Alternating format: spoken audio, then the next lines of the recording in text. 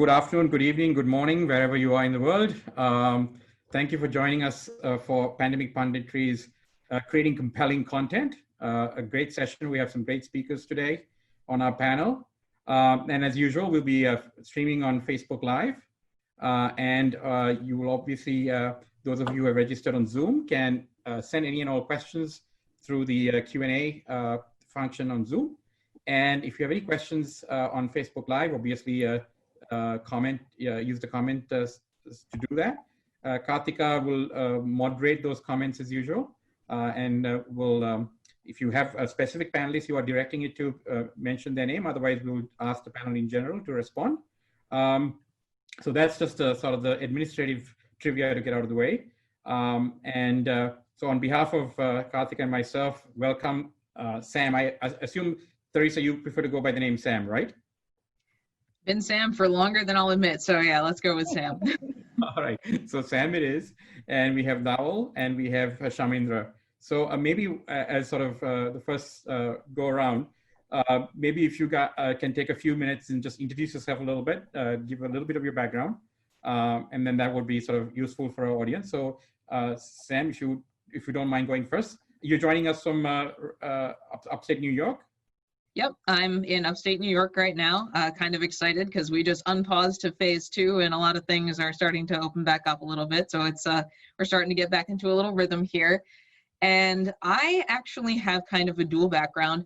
I was a content writer for the better part of 10 years, blogging and article writing, and I was also a trained health coach.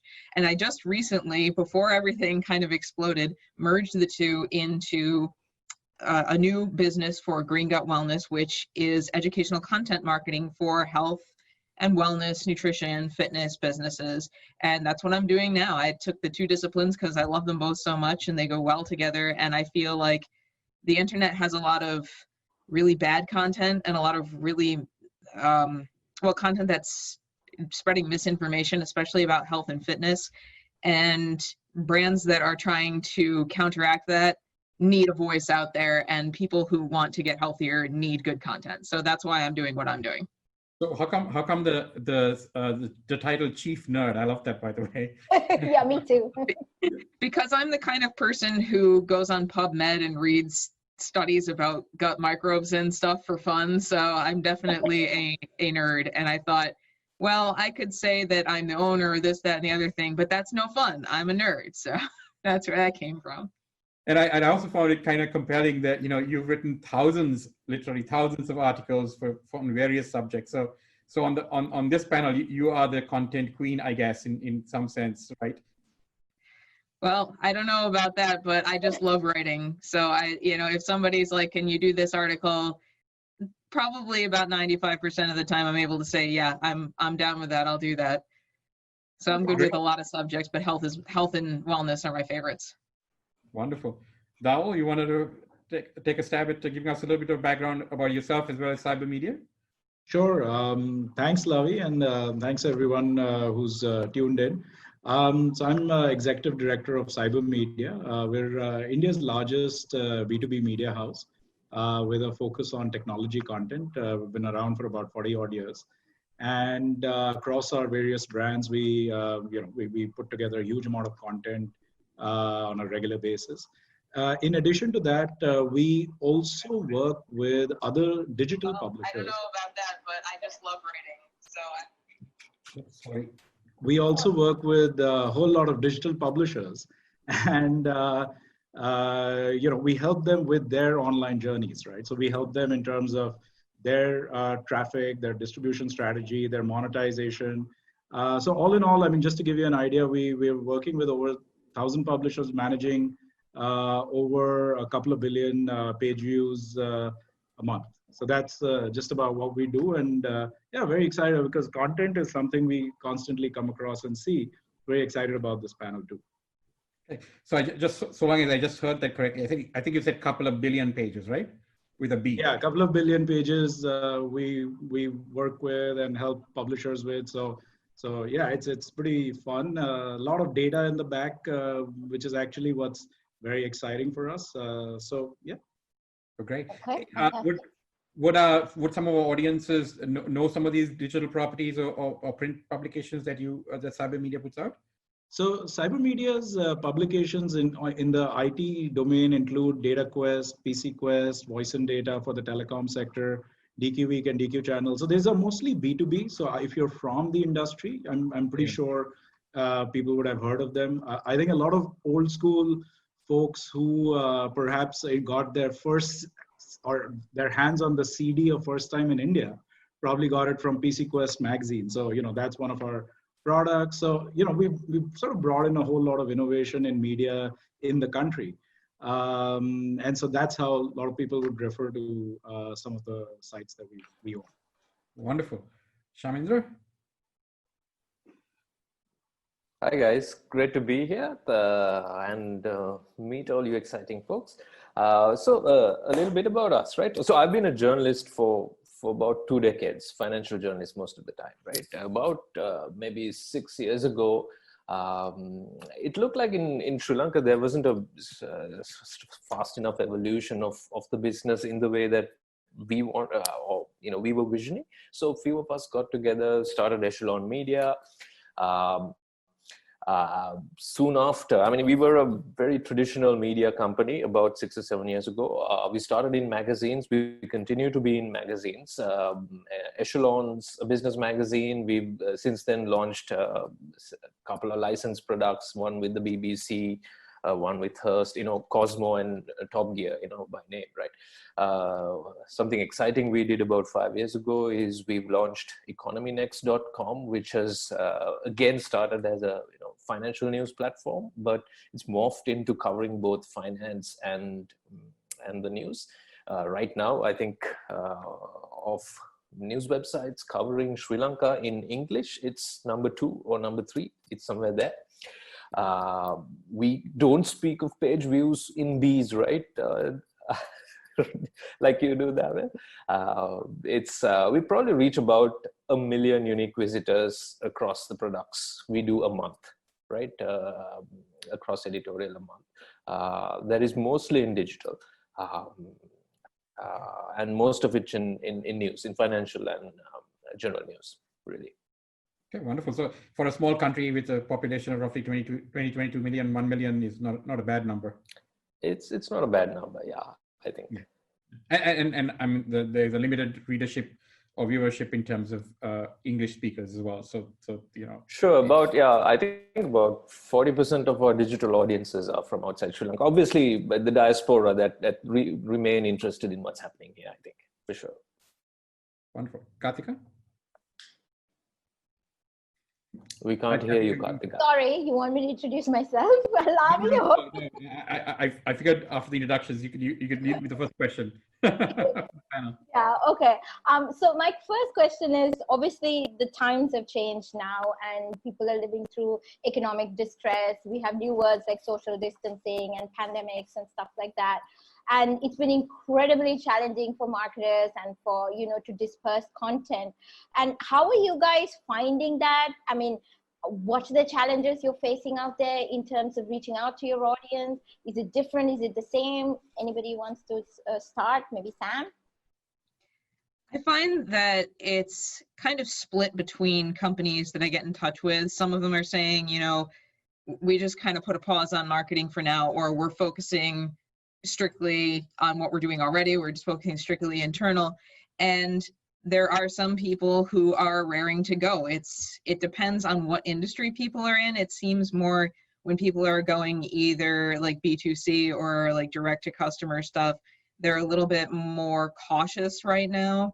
I think we'll see a change in that as things start to ramp up again. But a lot of the B2B companies, especially in places like food tech and ag tech, that the need for food does not go away just because this is happening. They've had to do a lot of changing.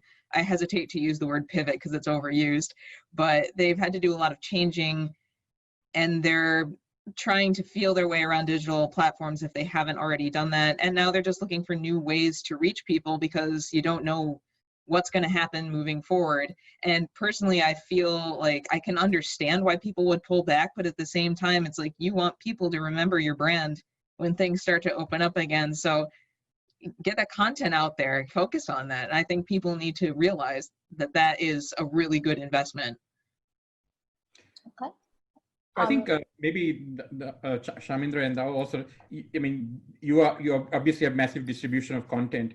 Are you seeing heightened levels of engagement now during the pandemic as opposed to, say, January? Can I take this, Dhaval, first? Yeah, Okay. Please go ahead. So I think this the challenge is very polarized, right? In a way that it wasn't in January, right? We had challenges on both fronts.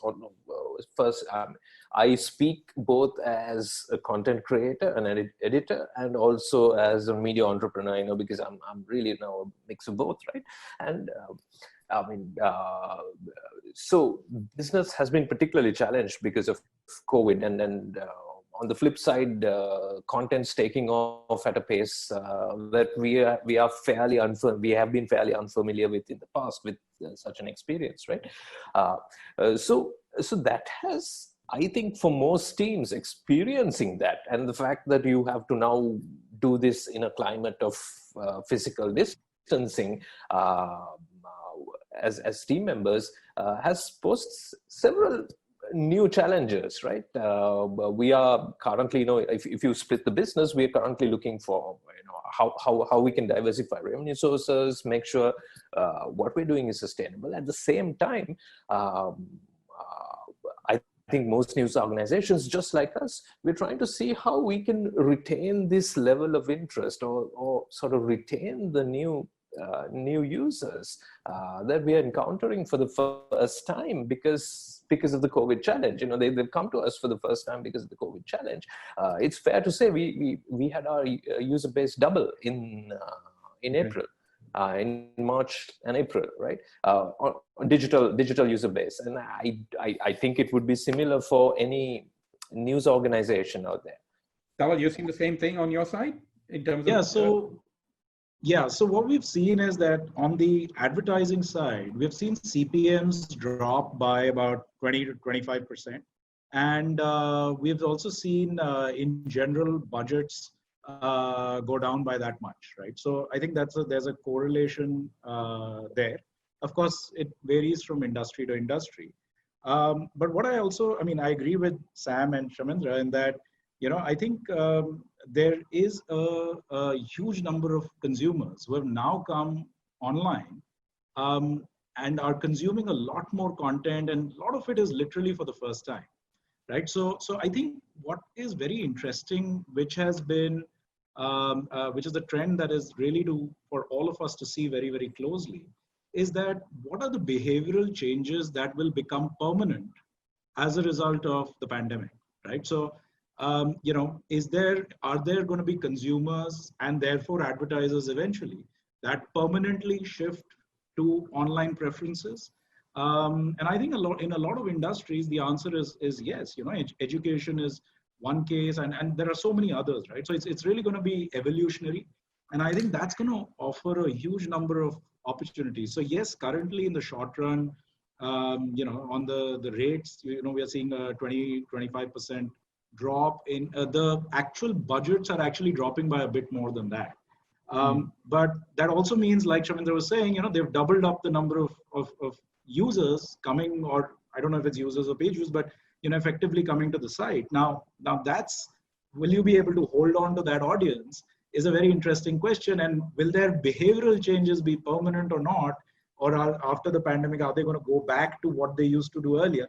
I think those are going to be really interesting questions to figure out. And isn't it tied into the fact that of this actual panel's title, right? So it is compelling content. So you have an influx of all these new people that have discovered you, right? Essentially, right? It's sort of it's a salesperson's, marketing person's dream, right? You didn't actually go out and look for these people; they happen to come to you. It's a plus. So would the content, the quality of the content, the quality of the engagement that they're having, potentially help you sustain them or convert them for the future?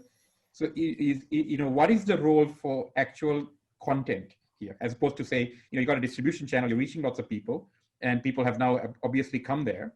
So what will hold them there? I mean, is it content? The question is it content or can it be content? I mean, I'm asking the experts on the panel. But I think absolutely. I think content has to be a cornerstone of engaging your audiences. I think, in a world, especially in the digital world where there is a lot of misinformation, there is the coin of the realm actually becomes trust, right? And it actually becomes even more important to disseminate credible content. So I think, the content creators who do invest and are able to then further overlap that with an effective distribution strategy are going to end up effectively increasing their areas of influence and make sure that they sort of their stickiness towards their content and their brand.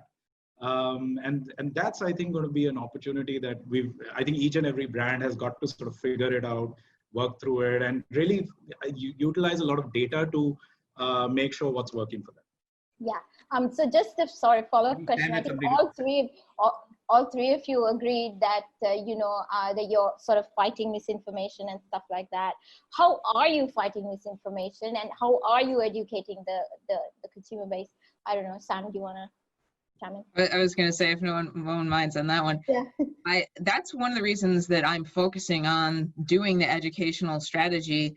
One of the big things right now that you encounter in people who are already doing educational strategies for their brands is you have people who are developing the really long form content. They're developing guides, they're developing white papers, and they have supportive content for that. And that's sort of that pillar page and topic cluster thing that is becoming more popular among people who do educational content. But there are a lot of brands and companies who haven't really grasped that yet. And I think it's really important to be doing the education because, like you're saying, it's trust.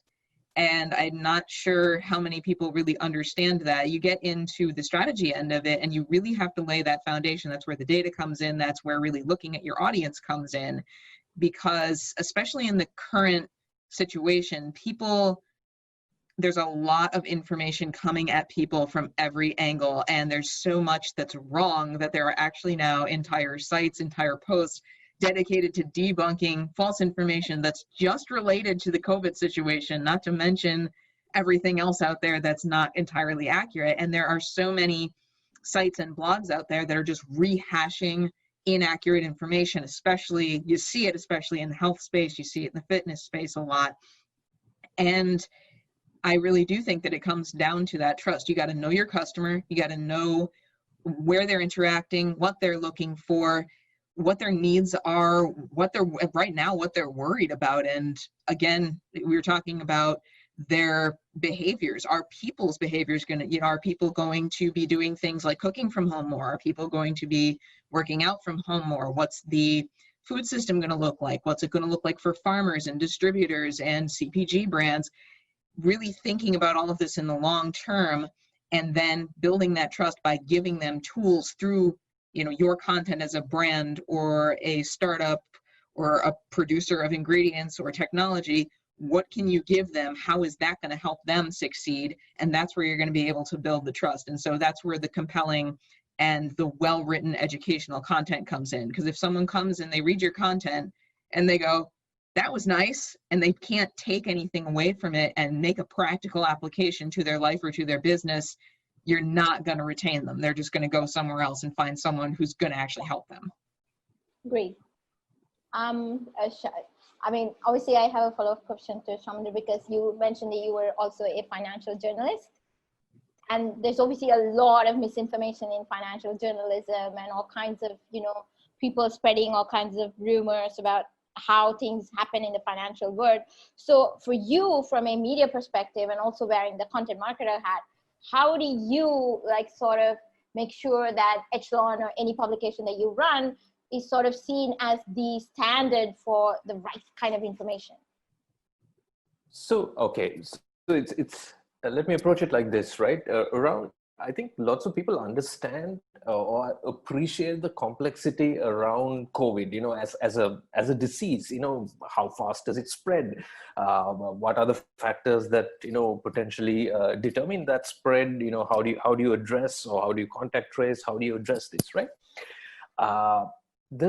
the challenges around explaining COVID's impact on economies are equally complex, I think. I think for the large part, just like we completely don't understand the dynamics of COVID as a disease, we are also struggling to understand what the lasting impacts of this disease will be on economies, right? Right now, central banks are doing the easy bits. They're making sure there's liquidity, there is that they're buying enough debt to make so that the financial system can continue to tick over. But it looks like, and I don't think this is not necessarily my view. Very few people have even a foggy idea about exactly how, in what shape economies will emerge out of this, right? And I think as financial journalists, that's the challenging story that we're trying to explain at this point. So it's slightly addressing your question, Karthika, in a slightly different way, but I think this is the primary challenge we face, right? It's easier to tell stories about how people are impacted by COVID. Although we can't still understand the disease, we can explain how livelihoods and the disease has changed our way of life.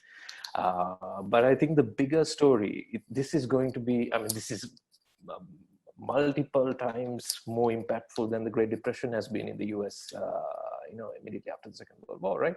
Or before the Second World War. And I think the challenge for financial media will be, how do we explain it?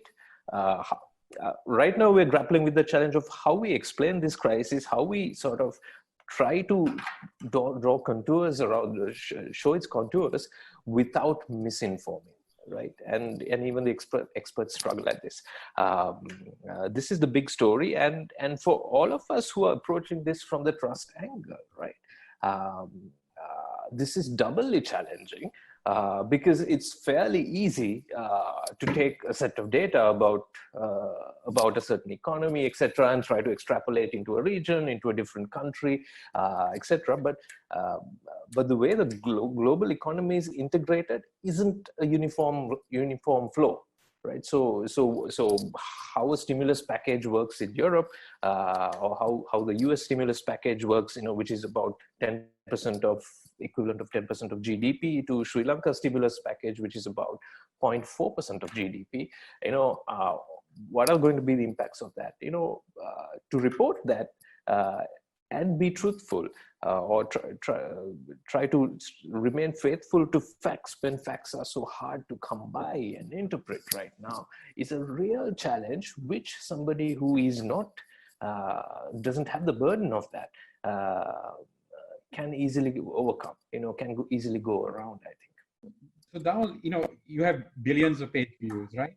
So, how can you sort of... So, Lavendra, just sorry to jump in. I want to mention that the billion of page views that I was talking about is that where we work with publishers and we help them with their entries as well. Right, sorry.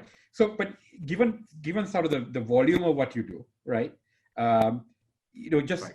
How do you, for you, this is, managing that volumes of quantity of content is obviously a challenge, right? So you have to, part of it is breaking news, part of it is, this is happening, you got to report it. Some things have, some things are, you can take, like Sam does, some time to sort of do the research and write a sort of an, opinion piece or an editorial or a research article. Others are sort of clippets of, almost tweets of news.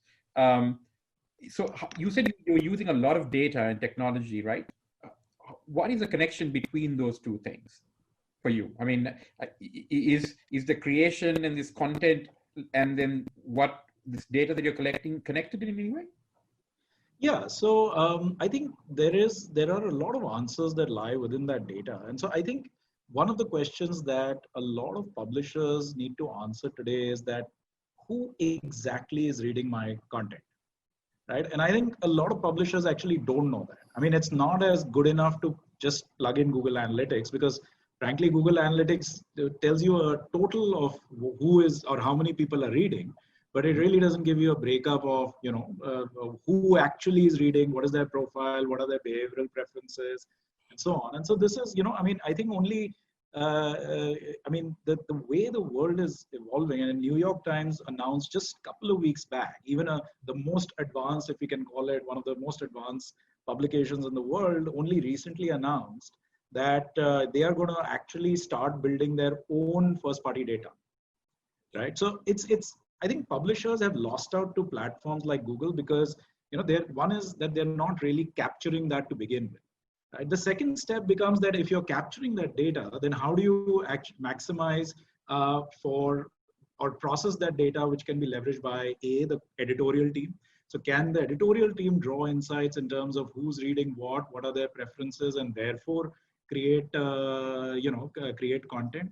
It shouldn't be that an editor necessarily draws only from that, but it can be a guiding light in some ways. And similarly, your sales and marketing, right? So how a sales and marketing team leverages that data to actually say, oh, this is the quality of audience that is coming to my site. So instead of just saying that, okay, I'm going to put one banner ad that is showcased to everybody, no, I can only, if there's a HNI audience on my site, then I'm going to show a BMW ad only to that audience. And therefore you can actually maximize the revenue that you get by capturing that data. So there is a lot of data.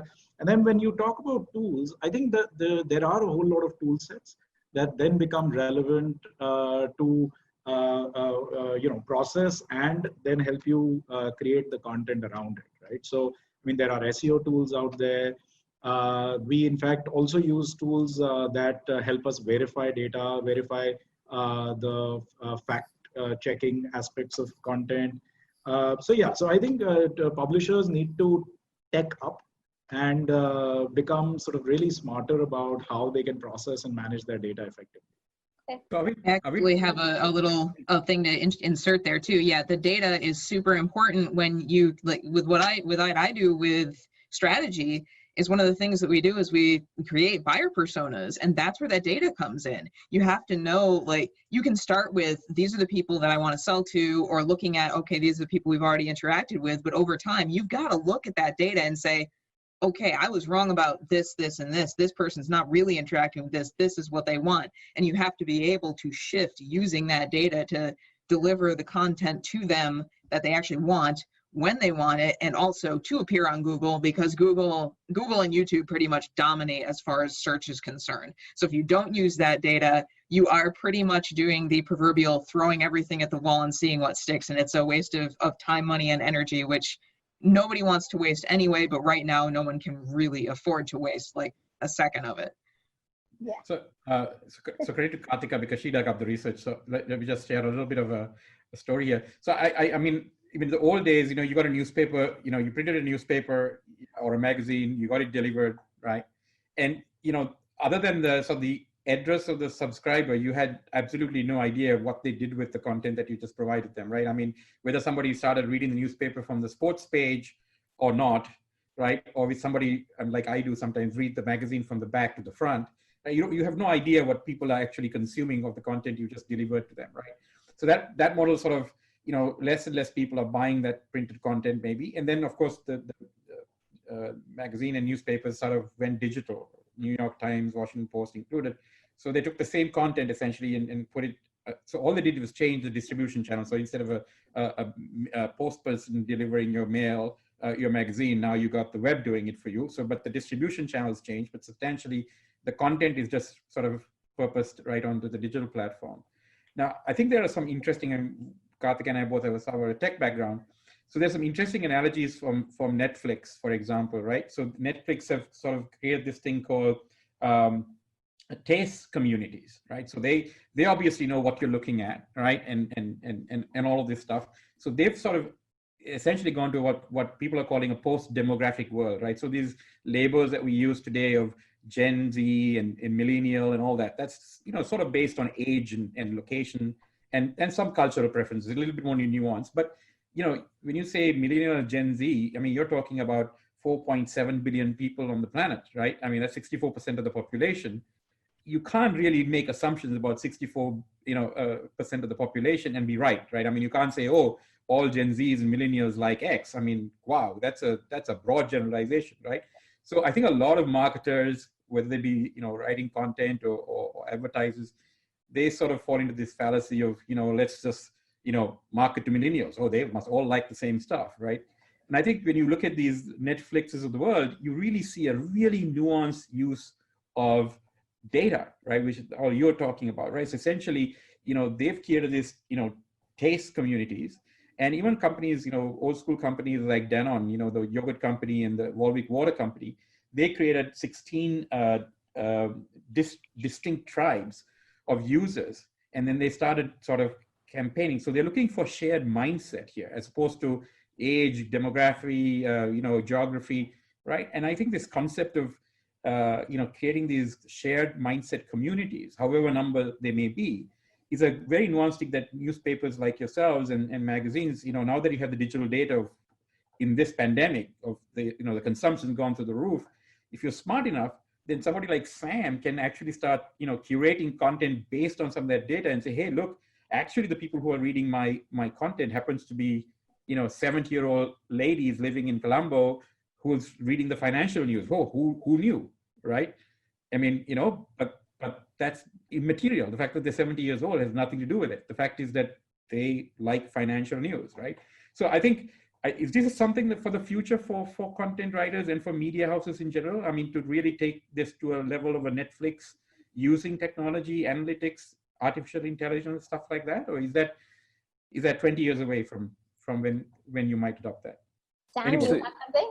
Sam. I was just thinking it was funny because I just started, my brain started taking away because I fall in the older millennial category. And just as an aside, yeah, I can tell you just from hanging out with other millennials of various ages, no, we don't all like the same thing.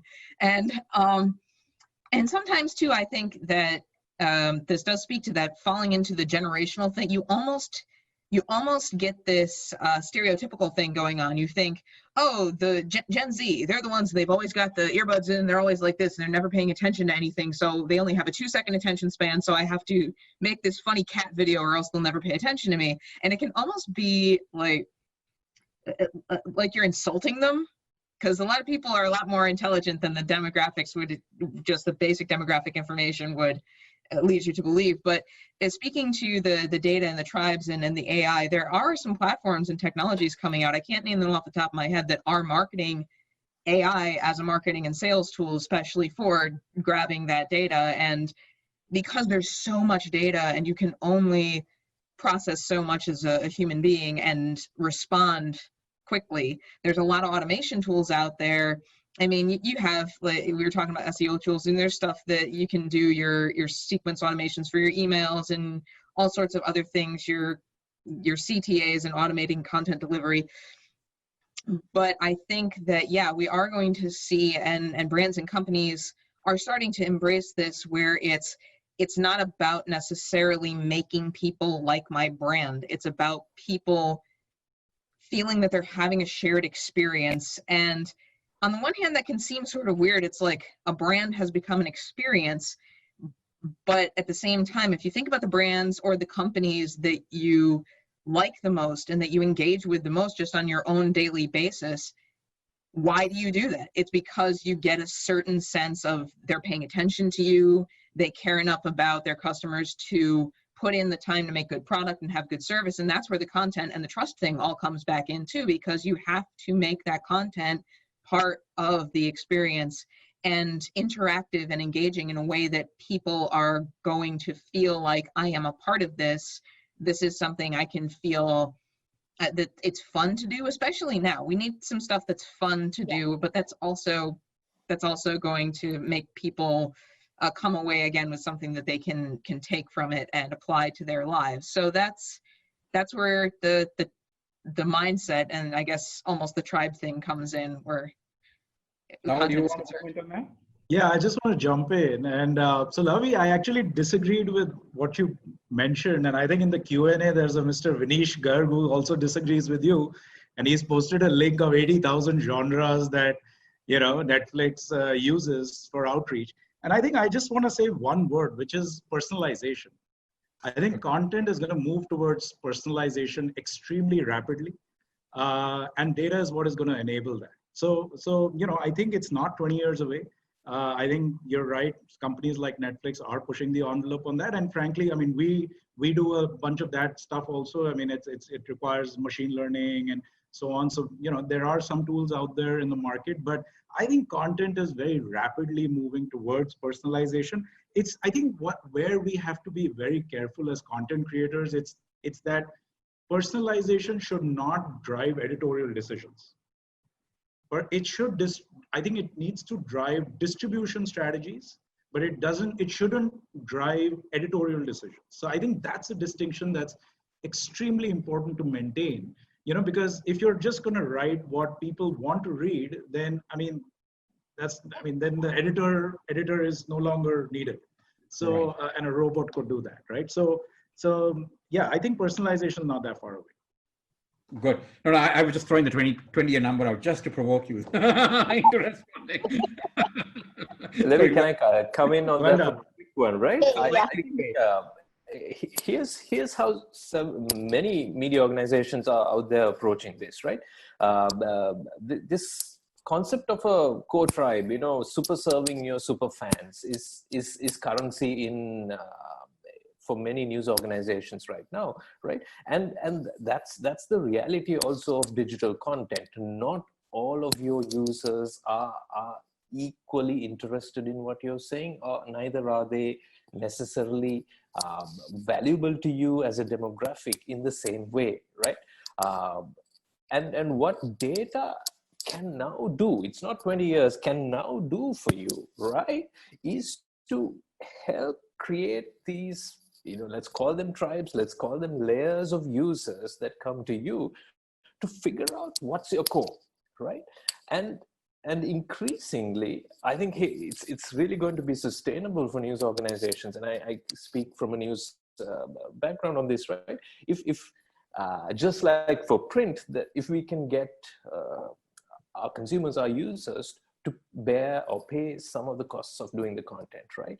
And for that, what you will find increasingly is that core audience, those super fans of yours, are the ones who are likely to sort of subscribe to your product, subscribe to a membership scheme, go beyond the metered paywall that you would have, right? And it's a data-led journey, right? You cannot offer everybody the same product and expect conversion of a core fan base. You have to layer the product. You have to differentiate the product from one layer to another, and this is doable now. This is exactly how you should be using your data, and you may not need to deploy AI and all that stuff, right? But to do this, what's critically important is to be somewhat format agnostic, right? And we've been very successful with the experiential part of content. When you can meet your super fans, when you can interact with your super fans, do events, help take their feedback about, bring on board their feedback about stories that potentially are worthwhile exploring, building that community of trust with your super fan base, but your funnel's much larger, right? Your ultimate number of people you reach in a month, unique visitors, is far larger. It's possibly your super fan base is at most 5% of your audience, and that's you need data to figure that. Yeah. Go ahead, Sam. I was just gonna say, and that's where knowing what in terms of like brands and companies that want to get into the content space and are publishing their own content, or are potentially even trying to get a distribution on some of these larger channels, knowing the journey that everyone is going to take coming to them. And again, it's different. It's like you're saying, it's different for everybody. There's going to be those people who want to read everything that you send out, and there's going to be those people who come and they skim 2 or 3 articles. And the way that you give them that content, the kind of content that you give them, and the depth of kind of their journey to conversion. In the case of a brand, it might be downloading something, or it might be becoming a customer. The depth of that journey and the different layers that you present are going to make a difference in how far they'll go. If you just spring come and buy this on the person who first comes to your site and it's the first or second story, article or story they've read, they're probably going to pull back and be like, well, I don't want to give you all that information. I'm not ready to buy it, versus they've read one or two articles and you're like, by the way, we also have this white paper on this, or if you subscribe for, a free trial, you can read this much more of our content. That's going to get them to move a little further. So you're right. It's got to be layers, and it's got to be targeted at the right time. Okay. Lavish, shall we take some audience questions? Yeah, I was thinking, I'm sure they've got a few. Yeah, we're just padding up. So we got one from Inosh. Inosh, thanks for joining us today. So Inosh has been heavily involved in content creation in digital media. They have been experiencing like 400% readership almost overnight since March, right? So they're now facing this dilemma whether to capture the new audience, diverting their journalistic focus, or to retain the same content approach for their loyal audience. And what does the panel think? Good question. Anybody? So yeah, so I mean, I think it's important to do both, right? I don't think they're necessarily exclusive, sort of exclusive strategies, in the sense that, I mean, obviously they've enjoyed the content that you already had on your site, and therefore are coming and consuming that content, right? So there should be a overlap between the audiences that have been, the existing audiences that have been coming to you, so your loyal readers, as well as the readers that are new to you, right? And so it's going to be very surprising if the audience profiles are completely different, right? So I think there should be an overlap, and I think it's also a way to actually expand the scope of the content that your team is working on, right? Again, though that's a business decision in some ways. Do you want to really expand the scope, or you want to sort of actually as a niche, depending on, again, what kind of publication you have or media you have, really sort of even, make it even more specific. So, yeah, I mean, those are slightly business decisions, but I think that's an opportunity. But there should be upfront not a huge difference between the audience that's already coming to you and the new audience. And frankly, if there is, maybe your audience is shifting. So I think you got to keep your eyes and ears open for that. All right. Should take another question. Sure, okay. Yep. So we have Mohan asking a question. Thanks, Mohan, for joining us. Probably he's just making up. Personalization in distribution is only correct when content is one-to-many. If content is many-to-many, then how does that impact content and distribution, he's asking. Okay, so if I can take provide some brief answer on that, right? We tend to think of content often it's almost a given, right? Sometimes when you talk about it, that we're somehow distributing on the internet, on web, right? On an interface that is a browser, right? That increasingly isn't the case for content distribution, right? And I think if you take a broader view of content, right? Like I mentioned previously, it's if you can take a format agnostic view of content, right? Right now, viable options for distribution beyond the browser, beyond the website, I mean, email is quite big right now, right? And you can much better, much quicker, and you can build a fairly loyal audience base, particularly on email as a format.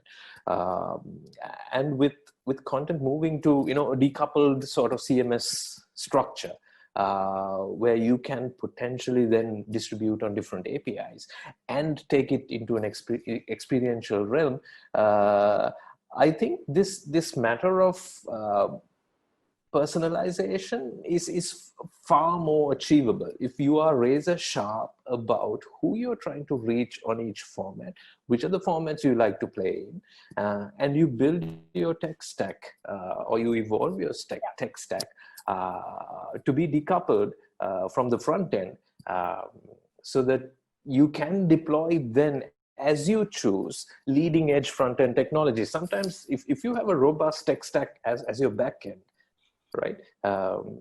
It is possible to use with certain audiences experimental front ends, right? These may work perfectly sometimes, but often they will have, the kinks you associate with, minimum viable products sometimes, right?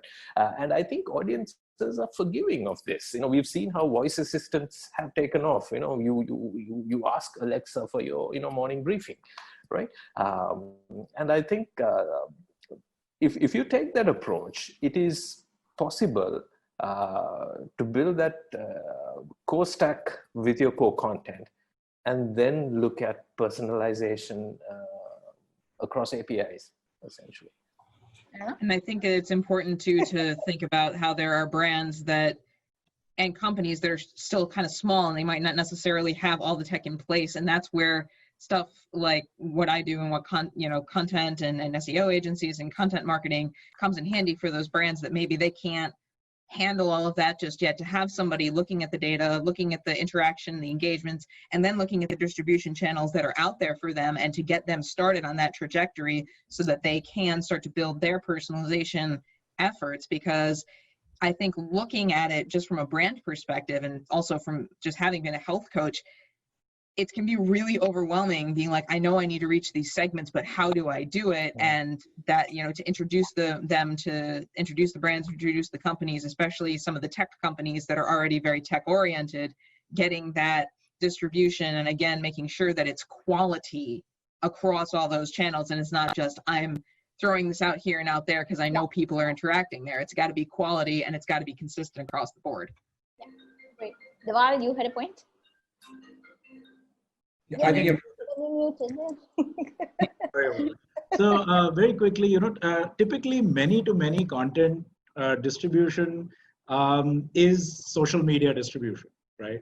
Now, if you're doing typically, there are some other examples. If you're talking about social media content, then I think that's at the heart of what we're trying to talk about in this webinar, which is quality content.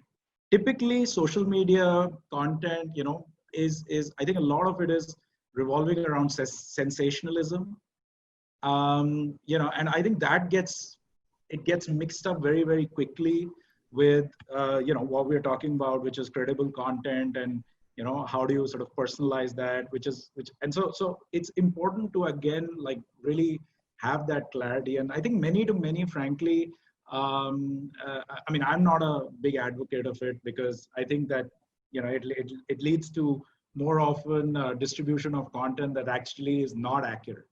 So. Okay. Sorry, Ravi, go. No, go. So I guess I'm sensing this view around on the panel about clickbait versus, I think we were sort of using that, right, initially, right? So there's a lot of people who provide content where, there's a great clickbait sort of headline, and then, you jump right in and there's like nothing in there, right? Except the head. In fact, I think when we posted this, Sam went into a little bit of an interesting discussion on LinkedIn about how clickbait really frustrates her. Right. So, is clickbait just a great headline, and we're missing the point there? We are used to consuming, some people are used to consuming news in very small bites, right? Not everybody wants to read a few pages of article. But I think too, this also goes with, somebody had posted a question about how social networks and influencers are going to be influencing brand discovery and loyalty. And I think if you don't mind just kind of going into that in connection with this, is I really think that influencers, especially almost, I want to say like local influencers or the micro influencers too, the big influencers can have an effect, but I think this goes with what you were just saying, is a lot of the times people will go to a big influencer's page, and unless there's somebody who really is committed to good content and accuracy, and I'm not saying there's not big influencers out there who aren't, those are the kind of accounts that I like to follow, because I know that when I read what they're saying, it's actually going to be true, and it's not just going to be a rehashing of a bunch of the fake science or whatever that's out there. I think you have to be really careful as a brand, as a company, who you choose to work with, because if you really want to use an influencer to drive brand awareness and brand loyalty, you don't want somebody who's going to be clickbaiting your audience. You don't want somebody who's going to be spreading false information, because that's going to reflect badly on your brand, I think, almost more than it's going to reflect badly on the influencer, because the influencer is going to say, oh, you know, I did this, this, and this, and it completely changed my life, and you need to try this, and it's going to do this for you. And then the people go and they don't have that experience, and they go, oh, well, you know, this brand is not as cool as I thought it was. And it's not going to be like, well, that influencer was wrong. It's going to be, well, that influencer has, you know, 4 million followers. They can't possibly be wrong. It must just be that brand was not, you know, on point, or the experience is not on point. So if you're going to look to influencers for that, don't look for, you know, people who are just going to be sensational. Look for people who are going to be sincere and honest, and who are going to work with you to create content that is reflective of your brand, your platform, whatever you're doing. And I think that they will have a continued influence, but more than that, I think user-generated content is going to be even more so, because that is the honest, and that goes back to the experiential thing. It's, this is what I honestly actually experienced. I'm not posting this because someone paid me. I'm posting it because I love this company, I love what they're doing, or their product or service did change my life, my business, what have you. So I would say almost UGC would be, and you know, user distribution of articles from various platforms is going to be almost a bigger driver than just basically popular influencers. Anyway, Dhaval, Dhaval, you want to chime in, or? Yeah, Oh no, I mean, not particularly. Okay, cool. Okay, yeah. So we got one question from Vinesh. Thanks, Vinesh, for joining us. So personalization while respecting the user's privacy, but is our content tech ready for this personalization engine? Like, is there content out there, that tech out there that is ready for this? Anyone? So I think, should I take a stab Go at it? for it. Yeah. So I think there is technology definitely out there for it. I mean, you know, the likes of the big platforms have been doing it for a really long time. Even you know, a lot of the new media guys are doing this at a fair level. You know, I mean, a very, very basic version of it, which a lot of brands actually deploy, is a chatbot, right? So, you know, you go in and, you know, you start typing stuff and it responds to you. And it feels like it's a personal chat. And I think increasingly publishers will play catch up. I do agree that, you know, I think the bigger challenge is not if the tech is ready, but if the publisher mindset is ready for this, right? And how do they actually adopt it and deploy it? So, you know, because I think all of us grew up at a time where, you know, print was what we consumed, and, you know, print editing, print content has, you know, always actually been the most immersive of experiences. But increasingly, as we sort of move to digital, you know, that's sort of shifting in a big way. And so I think it's important to just sort of keep my eye on this for editors. And that mindset change is actually more important in many ways. Let me also chime in on what Dhaval was saying there, and I think I agree with what he's saying. If essentially, I think the bigger challenge versus personalization that publishers face is their, I think, current inability to embrace the fact that people like to consume content in any but the written word, right? A lot of us come from very traditional publishing backgrounds. We think content, we think, okay, written word, right? But content, the vast majority of content now consumed out there is in video format, is in is experiential, right? And I think this is the bigger challenge, in my view, that publishers are struggling with, because we have legacy setups, we have leaderships with a fixed way of thinking. Yes, they understand that they need to transition to digital, but what few brands are successful sort of wiping the slates clean and approaching this from an audience point of view, right? You know, if you were creating a brand ground up right now, what are the chances that you would hire reporters or journalists who can tell stories with words, right? With the written word? I would think it wouldn't work right now. But this is the legacy that we are grappling with, and this is potentially why disruptive new media brands can still have an edge in any market, entering any market, particularly smaller ones like Sri Lanka, because the setup is so tuned to catering to a legacy, whereas the audience isn't there. So I think versus personalization, this is the bigger challenge I think publishers currently face, that they're not in with the formats that the audience is in. Interesting observation, Shami. Sam, I mean, you have a comeback for that, or do you agree with the fact that we are moving away from the written word to, well, look, I mean, it's a zoomification of news, right, and content, right? I mean, look at this. We could have written a blog, but we're doing this, right? Pandemic Pundit is all about video right now. So, hey, love to have your opinion on that. Yeah, I actually agree in some ways that, yeah, we really need to, both as like companies who are approaching content and content creators and people who are doing what I do, like doing the strategy, you have to consider everything. Because personally, I am an audiovisual learner, but I also voraciously consume written word.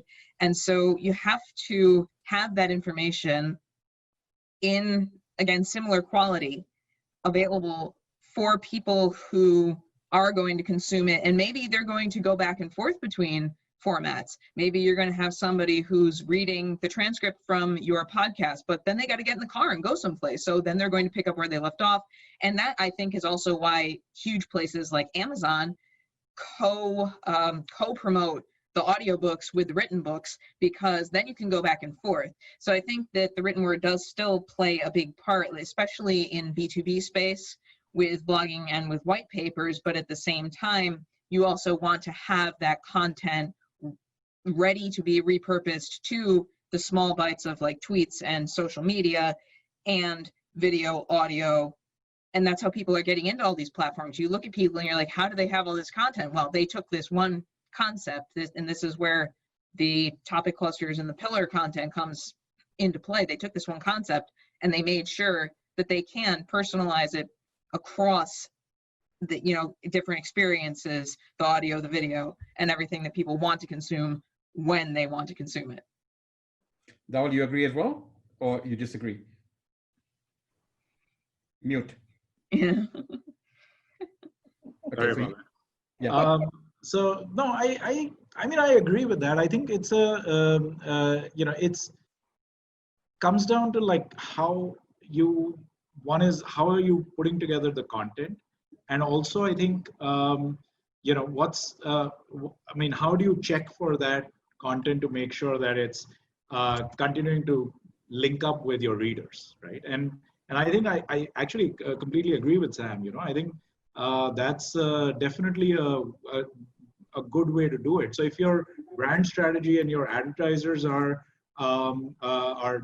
effectively going to be happier with that approach, then there's nothing. I mean, I think it makes a lot of sense. So yeah. So we are right at the sort of the hour-ish mark.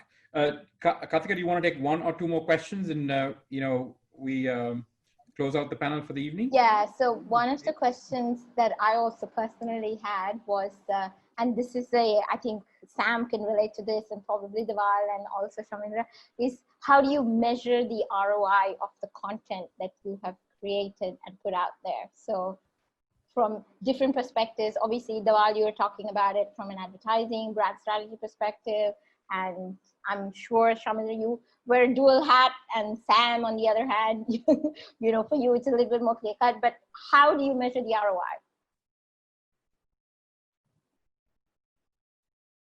I can get started on that, I guess. With what I do, we always start out with goals. It's like, what are our goals here with the content strategy? And maybe it's going to look like money at first, or maybe it's going to look like something else at first on the way to to doing business with people. Content, again, is about trust. So maybe your initial ROI is going to be, I get X number of followers or X number of subscribers who are then can turn into X number of customers. If you already are an established brand that has been using some content to go through, you can always kind of reverse engineer and see, okay, I need this many leads to make this much money, or we have this many leads, but we're only making this much money. Why isn't it translating? So it goes back to, honestly, that data. You pick what your KPIs are, you pick what your actual goal is, and then you can kind of reverse engineer your process from there and say, okay, I'm going to streamline this so it doesn't cost me this much to make this much money. And that's kind of where the ROI comes from a strategy and then deployment perspective. Devar and Chandra? So Go ahead. Should I go? Yeah, okay, thanks. I think ROI from us for a news organization is twofold. Surely there are the financial KPIs, but there are KPIs around impact, right?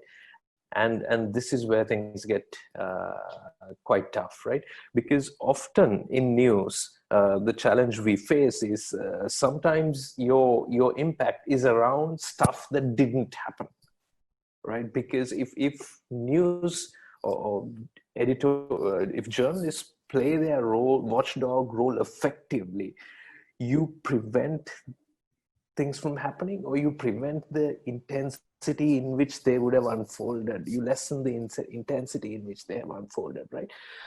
So, I mean, this is not unique to us. This is a ROI or impact related challenge that lots of media organizations have to deal with. And it is kind of subjective how you deal with that aspect of ROI, right?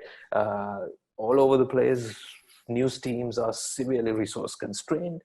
And then you've got to figure, do you load in on this story that's hot right now, or do you keep chipping away at a big issue that's not getting the attention it deserves, right? I'm not saying the second option is the obvious one to take. No, it's not sometimes, right?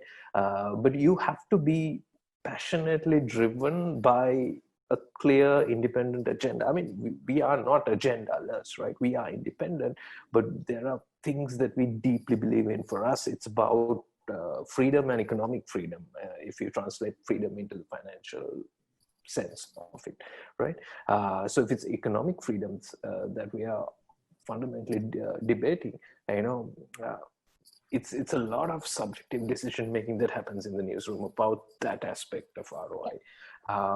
Financial ROIs, yes, is challenging, but measurable to a greater extent, I think.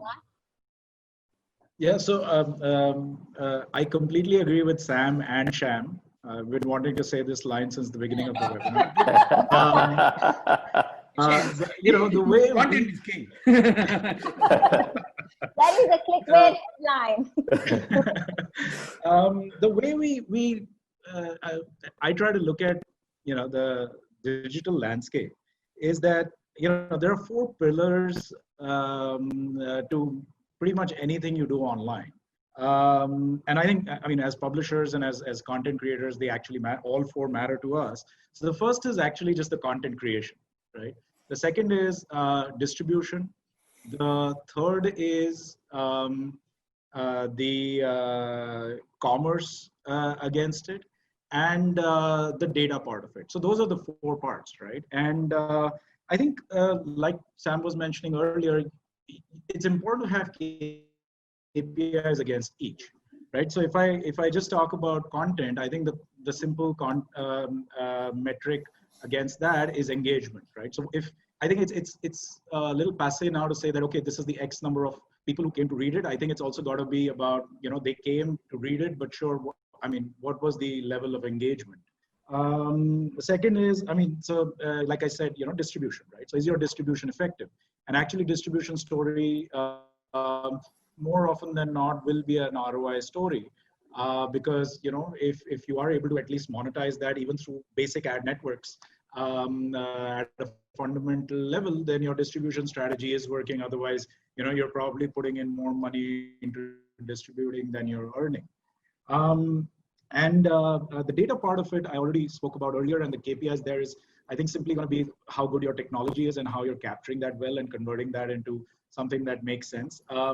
But really, data is the one that actually powers everything else. And ultimately, in terms of the commerce part, I mean, maybe the commerce is not happening on your website, but the advertiser or the brand that's working with you is going to translate it into ROI somewhere else. So I think it's important to sort of tick off all the boxes. It's not easy in the best situations, but if you do tick off all the boxes, then I think you're doing something right, and you'll be more often than not able to come up with the right answers. So yeah.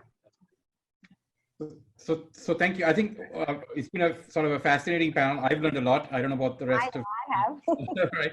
So I mean, everybody had a interesting little piece of fascinating insight, or in some cases a few more. So I mean, I thoroughly enjoyed having you guys on this panel. I hope the feelings are mutual. But thank you again for taking the time at somewhat short notice. I think we thought of this on Tuesday or something like that, and you're talking to us on Friday. So very, very grateful for you attending and sharing such valuable. I think our audience will find this quite a fascinating discussion.